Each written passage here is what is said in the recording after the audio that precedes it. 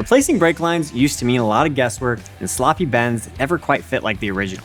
That's why we added a 3/16 brake line clone bender to our lineup. It's designed to give you an exact factory-style fit every single time. The secret is what we call precision cloning.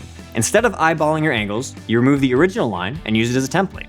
By pairing the old tube with your new line in the dual step sections, you can perfectly match every single bend for uniform alignment to the vehicle. Whether you're working with steel, copper, or nickel tubing, this patented tool has you covered.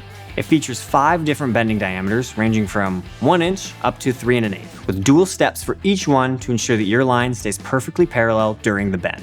We've even integrated feet for vise mounting, turning it into a stable, dedicated shaping station for your automotive projects. It's a specialized tool that turns a complex job into a professional result. Stop fighting your brake lines and check these out at titan-us.com.